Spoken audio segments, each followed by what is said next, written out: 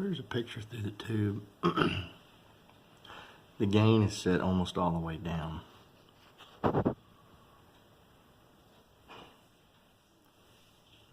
That's about 120 yards away, something like that. Let's see if I can get this. Let's see if I can get this on there. I'll show you guys what the magnification looks like.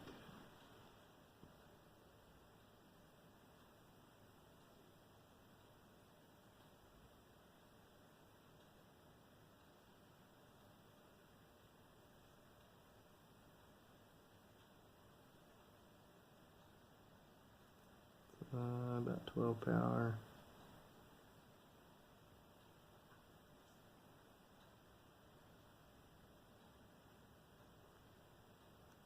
There's 25 power. It's a little too much.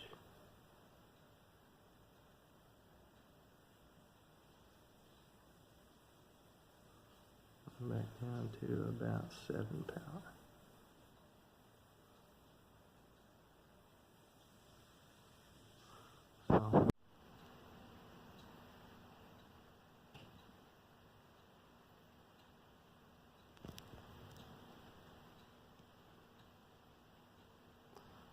Okay, so this is the gain all the way down.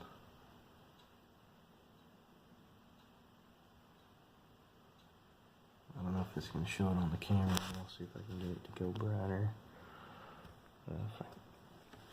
You really need like 5 fucking hands for this.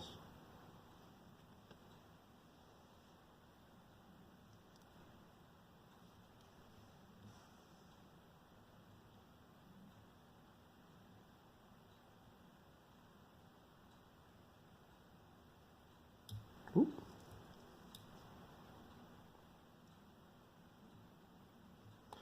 That's again almost all the way up.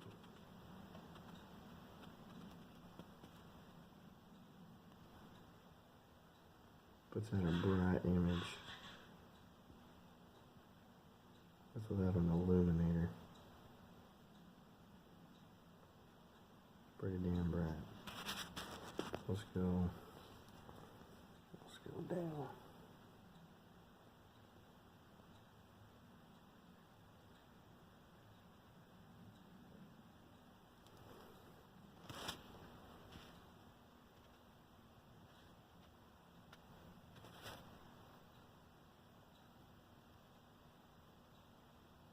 We have our gain all the way down.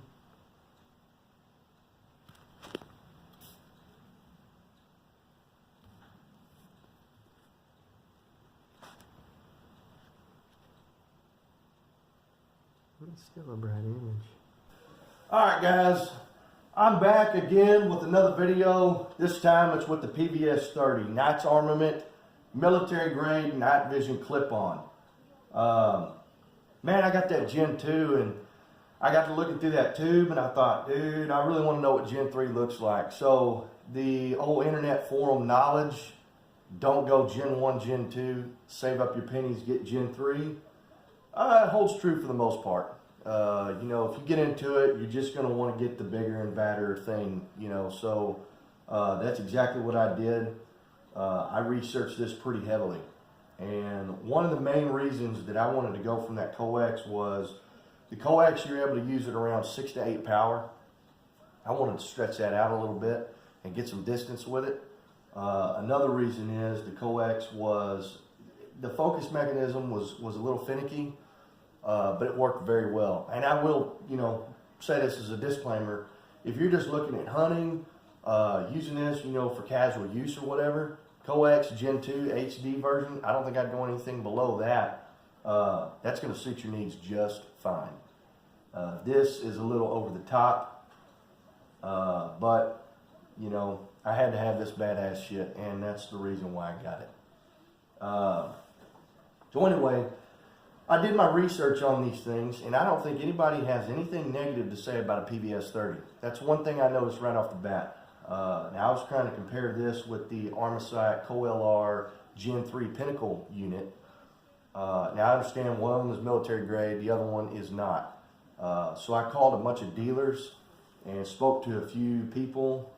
They were kind enough to talk to me, and those conversations can take a while, you know, because you got to go over clarifications, specifications, all that stuff. Anyway, they took the time to have a conversation with me, and by the end of the conversation, all of them were basically like, dude, sorry, that's my son in the background. He's laying over there playing. So, another man to the old YouTube channel. Anyway, what the hell was I saying? Oh yeah, basically at the end of the conversation, they were all like, yeah, get a PVS-30. It's going to suit your needs just fine. Basically what I told them was I wanted to bang steel at 1,000 yards with no illuminator. This is a military grade unit. This is life or death situation. They can't necessarily use illuminators, because if they use an illuminator, the bad guy knows where they're at. So this is why they recommended me with this. And I can tell you guys right now, you've already seen a couple, you know, some tube footage. I got a little bit more at the end of this video. I can tell you guys right now, you don't need an illuminator with this sumbitch. I operate this thing with the gain almost all the way down. You know, so maybe I'll have to operate it. I haven't got to use it, you know, beyond 120 yards, which is where this thing shines. I plan on going out to, you know, the land and seeing if we can, you know, get it out to 500 yards, 1,000 yards, really, and see what that does. But anyway, so right off the bat, you'll notice, you know, PVS-30, ITAR restricted. It's got a bunch of bullshit in here. Knights Armament. That's your figure of merit right there. The one that says 1939. It's pretty common. You'll see a bunch of units. I mean, they range anywhere from 16. I think Euro Optic had one that had a 1670. I checked out Night Vision guys. Rich was kind enough to talk to me, and he was a great dude to talk to. You know, but their units were going for $48.95. I couldn't necessarily afford it at the time. This one was $1,000 cheaper. Like I said, it's a little scratched up, a little banged up, nothing too hellaciously wrong with it. And like everybody's been saying, you know, after you get done using it as a clip-on, you could probably use a sumbitch to hammer in nails. That's how tough this damn thing is. You can immediately notice the quality by the weight. This sucker weighs 3 pounds. Hey, where did you find this? In the box under my seat. Are they heavy? Yeah. Then they're expensive. Put them back. So right here, you got a battery compartment. All you do is unscrew this, put your 2 batteries in there, slap it down, and then screw this sucker back on. The Army is trading these in because there's a single battery housing here now that's going to replace these, and that's why I think they're getting rid of these. Which I don't mind. This is just fine. Uses 2 AA batteries. Now here's the on-off switch. Basically, you're going to rotate this clockwise. And when you rotate it clockwise, it turns on.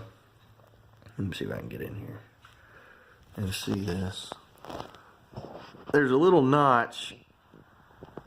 Shit, I don't even know where the hell it is.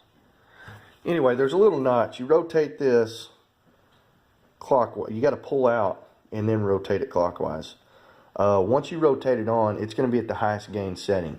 The more you turn this, it'll stop and it'll be at the lowest gain setting. And then when you want to turn it off, you just turn it off, you know, go back counterclockwise, and it's already puffed out like this. When you hit counterclockwise, there's a little catch and it closes. I probably didn't explain that very well, but anyway, it's close enough. This is your focus knob. This is better than the Co-LR because the Co-LR has little clicks, a little lever that you click, and it's either in focus or it's not. You can adjust this. You can fine-tune this, obviously, which I found this is pretty nifty. The only problem is when you're all the way back here on the rifle, you got a Night Force ATAC or a longer scope, and then you got your focus lever. You got to have some long-ass arms. You got to be a lanky sumbitch to come up here and focus this thing. He agrees.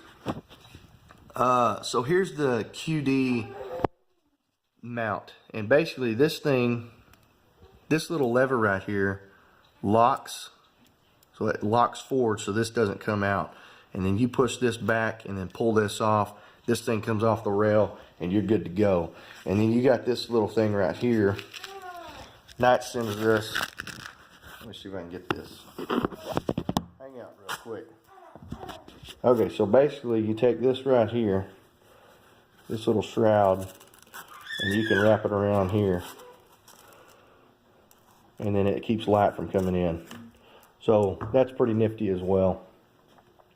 Overall, man, I am thoroughly impressed with this unit. This is a badass clip-on. Was it worth the money? You damn right it was. But to some people who want to pinch some pennies and you know, not spend as much money, you know, look at the Armament brand. $2,000 ought to get you into a pretty good night vision system. Like I said, that night vision system was good enough for me to kill some raccoons that other night. And this one right here, I'll be interested to see what we can do at 1,000 yards. So stay tuned. That video is coming soon. The old PVS-30 and old Brax. My boys signing off. You got anything to tell him, Brax? Oh, he doesn't have anything to say now. All right, stay tuned. We got more shit coming your way.